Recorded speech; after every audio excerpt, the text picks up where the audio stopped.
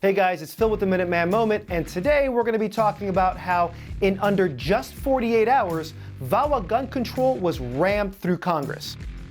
Congress just passed a law to deputize your local police as ATF agents and to fund criminal investigations into mistaken NICS denials of law-abiding citizens. Biden is set to sign the law before midnight. We need you to take action to help us hold those accountable for passing this gun control and to thank pro-gun allies who fought against this beside GOA. So here's what happened. On Wednesday at 1:30 a.m., the House of Representatives dropped a 2,700-page, $1.5 trillion spending bill containing the Violence Against Women Reauthorization Act, or VAWA, and the NICS Denial Notification Act, both of which included gun control. GOA analyzed the bill and got 2 action alerts out to the grassroots, but congressional leaders had already struck the anti-gun deal. By Thursday night, gun control passed the Senate with the support of all Democrat senators present and 18 Republicans. Sadly, the bill could actually have been stopped in its entirety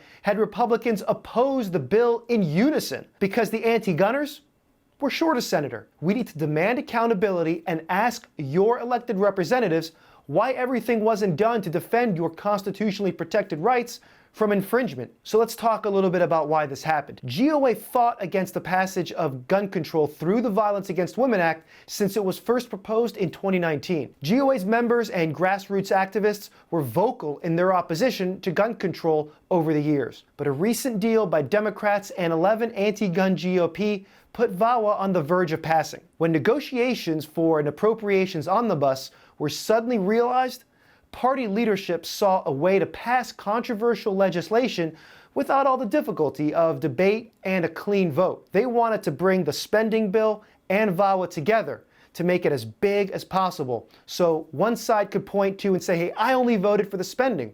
I didn't want the VAWA to pass.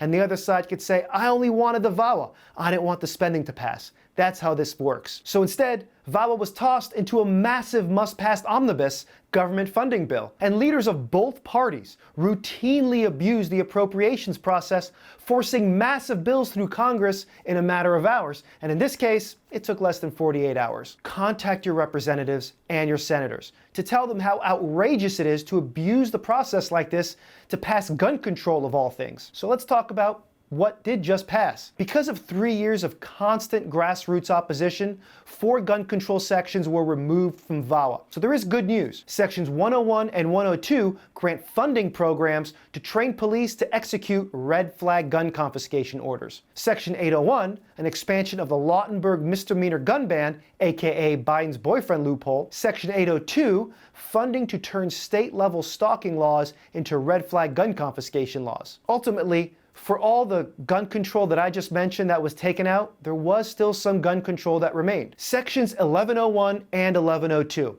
That's the NICS Denial Notification Act to launch criminal investigations into firearm transfer background check denials. Even though 9 out of 10 times, the system falsely denies a law-abiding citizen. Section 1103, funding for ATF to deputize local police to enforce federal gun laws, especially to undermine the Second Amendment Protection Act states. Gun owners need to contact their senators and hold them accountable for the passage of this gun control. Now, for the thing you're all waiting for, who's responsible? As it turns out, leadership and anti-gun Republicans fought hard to maintain these gun control provisions in the final bill. These 18 Republican senators voted with anti-gun Democrats in favor of the gun control's final passage. These senators believe they were given political cover as other ostensibly pro-gun groups backed the compromise by refusing to publicly oppose the language. Anyone engaged in Second Amendment politics that is not talking about gun control in the government funding bill knows exactly what just happened, and it's fully complicit in its passage. Gun owners need to speak out and demand accountability. If your senator or senators voted in favor of this gun control, our action alert will let them know what you think about it. On the other hand, 31 senators fought alongside GOA and voted against the bill. So if these pro-gun senators represent you, then our action alert will send them a thank you note. Thank you for fighting alongside gun owners of America against these gun controls.